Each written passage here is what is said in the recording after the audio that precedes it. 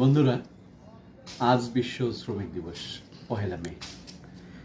আজকের এই দিনে আমরা নানাভাবে আমাদের কর্মব্যস্ততার মাঝে এবং লেখনীর মাঝে সবাই শ্রমিকদের অধিকার নিয়ে তুলে ধরি। কিন্তু আসলে শ্রমিকদের যে ন্যায্য অধিকার বা ন্যায্য হিস্সা, সেই বিষয়টা আমরা কতটুকু বাস্তবায়ন করতে পেরেছি আজও।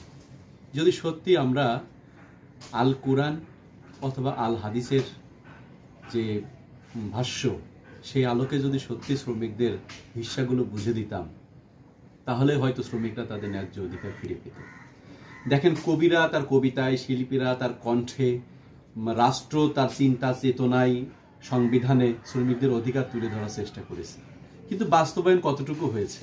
এই যে ধরেন, চায়ের কাপে, একটা মাটির তৈরি চায়ের কাপ, এইটাতে আমরা চা খাচ্ছি, কিন্তু এইটা তৈরি করতে যারা শ্রম দিয়েছে, যাদের এত অবদান, তারা আসলে কতটুকু ন্যায্য হিসাব পেয়েছে, তাদের কতটুকু মজুরি আমরা ঠিক মতো দিতে পেরেছি।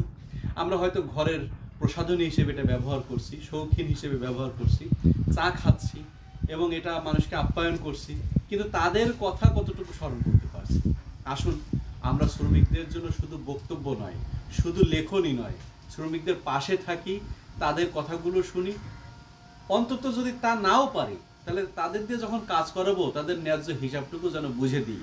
হাদিস হলো যে শ্রমিকের ঘাম শুকানোর আগেই তার পাওনা তাকে বুঝে দাও। ধন্যবাদ।